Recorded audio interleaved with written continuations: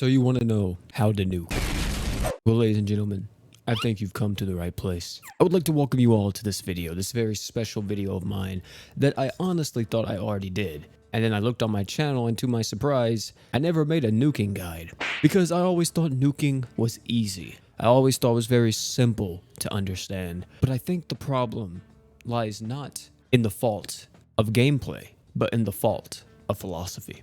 Let me explain. If you want to get into nuking, you have to get into a whole new mindset, a whole new aura, a whole new zen. You have to put yourself in a situation where crunching down the numbers, but not getting into all the mathematics involved, you need to be in the middle of that. Not too much in the math, not too much in the fun, but in the middle. And I know what I'm saying right now may sound crazy, but by the end of this video, you will understand what it means to be in the middle. But real quick to everyone watching, if you do enjoy this video or find it helpful or entertaining or whatever the case may be, please leave a like, subscribe. We're getting close to 30K and I would appreciate it greatly if you all join me for this journey. So without further ado, let's get into this. So when getting into nuking, you have to understand nuking isn't a viable strategy for every part of the game. There's going to be some parts of the game where you just can't nuke. And I'm going to be honest with you, if you're an advocate nuker, you're going to hate it. There's a lot of people that can't even stand content that can't be nuked because they want to do it fast and want to get the game over with. It's very weird how people want to play the game, but they want to clear content extremely quick.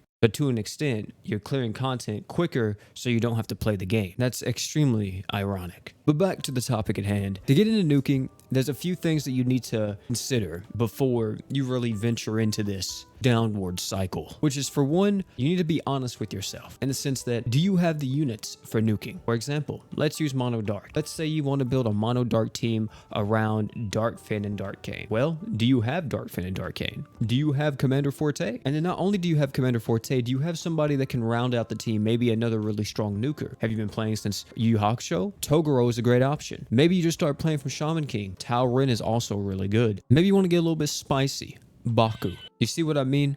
You can't just rely on one character to nuke, and if you do, you kind of gonna be lacking a little bit, especially in harder content where every little bit of damage is gonna matter so much. So now we got that out of the way. You may have your team, you may got your nuke set up, but now here comes one of the most important parts, may even be more important than the units themselves. Do you have the equipment? And this is the main reason why I never made this video, because equipment for this, a lot of people, whenever I recommend equips, their minds instantly go to, oh, the equips that he recommends are the only equips that I should use, which isn't necessarily correct. Nor would I recommend only using the equips that I always recommend. As I state in these videos, it's a recommendation. It's not something declaring that you only have to use these equips. It's recommending you and suggesting these equips to you. So whenever I recommend these nuking equips, you may be surprised to see that a lot of them are time limited, either with crossovers or they're tied to events, which is kind of the unfortunate side to nuking. Nuking is a lot of investment, a lot of long-term investment. You can't just start the game and say you want to nuke because sometimes your equips may not be up to par to nuke the content that you're going against. But with time, you will get to that point. Let's talk about some equips that are actually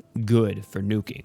Some of the biggest ones are Gem of Rags, True Grandestin, Genos Vest, Inferno Summon Stone, True Stratega, Relic Dola Armor, Heavy Arms Arsenal Wall, one of the biggest equips that make or break nukes, Type 0, and Letter Bag. Now with these equips, you'll notice something similar with a lot of them. They're all damage buffing items with pretty lengthy CTs, which, as the name suggests with nuking, you can already expect that we're planning on killing the boss in one rotation. As seen here with this Mono Dark nuke, I pop everything and I pop all the true arts, and look at this boss. Dead.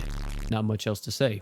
So with these equips, don't be really surprised that, oh my god, they have such long CTs because you're only planning on using them once anyway. And as I said before, don't let just these equips be the be all and end all for you whenever you're trying to pick which equips to use for nuking. The general rule of thumb is when nuking, depending on what type of team you're using, you'll want to probably debuff or buff the damage that you're doing the most. So for example, you're using Mono Light or you're using Saitama, and Saitama is the main nuker in the party, well, maybe using stuff that's lowering physical resistance, lowering light resist, buffing up arts damage, buffing up his attack. So as you can see, it gets really deep very quickly. But to be honest, it's not as complicated as people think. It's more so just buff up your damage as much as you can. And you're probably going to have a star of the show most times in every single team comp. So just make sure that their damage can be as high as possible. Or it can be a group effort, which is kind of the nukes I like. It's not just one person stealing the entire show, but everybody. That's kind of why I like Mono Dark so much. So we talked about the equips, we talked about the units, and now I want to walk you through building a simple nuke comp that I would use, not using any duplicate units and only using each unit once, because using duplicates you can do, but it's not required at all. And why not start with one of the biggest units that came out recently, How. It's one of the newest releases to the global side of the game, since we currently have Shaman King. So let's build a team around him. So when looking at How, let's consider the damage type that he is. He is a fire magic damage dealer with an extremely high multiplier, and he's also able to lower the enemy's fire and magic resist, provided that he also is able to burn the enemy. We can kind of get some help with this, and one of the biggest people that can actually help him with this is going to be Benimaru. Benimaru is also a unit that kind of relies on burn as well to get his extremely strong 70% magic resist down on his true art. But with using Benimaru, we have another unit on our team that has a high chance of burning the enemy, so we can maybe make use of both of these guys as true arts. We could take it a step further, and if we really want to solidify a burn proc on the enemy, we could even use item that reduces burn resist. Will we always have to do that? No, but in some nuke compositions or against some bosses, we may have to. So as you see here, we have 2 magic damage dealers already, and we're still focusing on buffing up How's damage as much as possible. So the next unit that we're actually going to be adding in to give a little bit more support to the team, more so is just there so our team can actually do the quote-unquote big deeps, and also make sure that our team can have arch gen for this nuke, because if you don't have 200 arts, you ain't nuking anything. You're just kind of there. And that is going to be Commander Forte. Commander Forte could also be replaced by a lot of other characters like Lion, for an example, or anyone else that has multiple support slots, but I personally really like using Commander Forte in a lot of my nuke comps due to the fact that her passive that gives everyone 30% crit damage is extremely good, plus one of the best passives in the game for nuking, the Art Gauge Master level 5, which increases all allies' art gauge by 50 upon the quest starting. And as for the last unit, we could actually mix it up and we could go with a lot of things here. Depending on how crazy you really want to get, you could do a few things. But me personally, just because I don't want to sit here and make a team and kind of think about this for the entire day, I'm just going to slot in Sonji.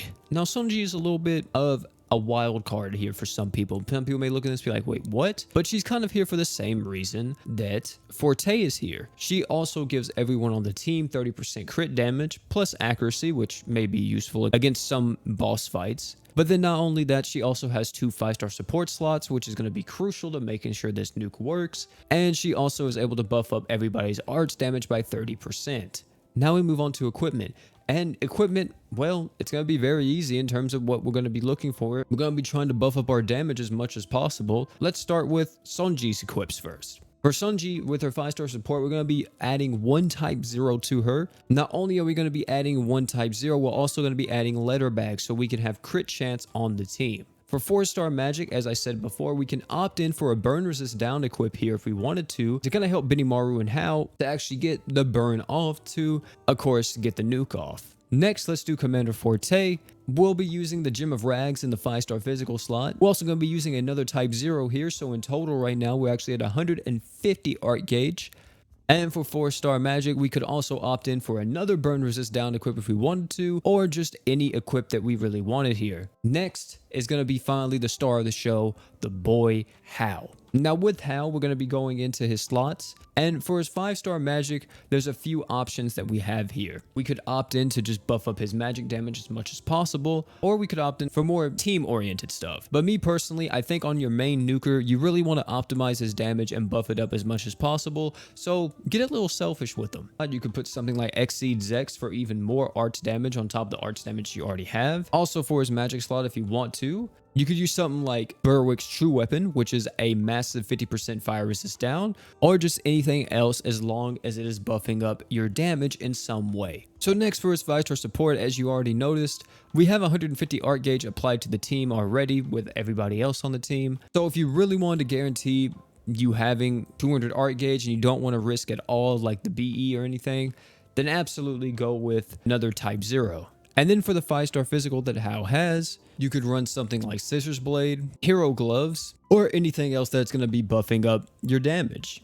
And that's pretty much it. As I said, with this attacker, get a little bit selfish, you know? Make sure that it's very focused on his own damage more so than the team's damage because, as I said before, he's the star of the show for this team. And then for the last unit, which is going to be Benimaru, we're going to be using in his 5-star physical slot kind of the same premise that we have with Hao's 5-star physical. Anything that's going to buff up his damage or Hao's damage even more, use it. Whether that be something that increases the entire team's attack, like a Count Race's Rapier, or whether that be something that increases just everyone's damage. Try to do something that's increasing everyone's damage. However, if you don't have something like that, just use whatever you got. For the 5-star magic, one of the best ones that you could use here for someone like Benimaru would be something like Berwick's True Weapon if you haven't used it yet on Hao's 5-star magic, or going with the Inferno Summon Stone. It's going to give your team increased fire damage, which is going to be your main source of damage. Real quick, I do want to state that I wouldn't recommend putting this on Hao. The reason why is because this thing doesn't give you any kind of attack. And because it doesn't give you any kind of attack,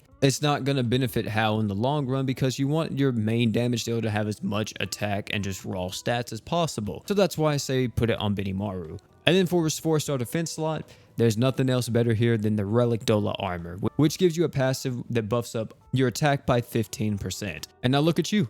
You're ready to go. You got your nuke comp ready, and you're ready to blow up every single boss in the game. Well, most bosses, I want to say. As I stated before, nuking every single fight in the game is just not possible. There's some fights that you will just have to turtle your way through. But for most of the content that you're going to be playing, you will be able to easily nuke. And you'll be able to slot in units, take units out, and do all of that craziness. So I recommend that you experiment and really kind of test the waters with nuking, because you may be able to nuke one boss, but the exact same nuke strats that you always use may not work for another. So you have to go back to the drawing board and so see what you may need to add or take away from your team. But that is a very basic understanding of nuking. And if you made it this far, ladies and gentlemen, you are now in the middle. Thank you all for joining me for this video.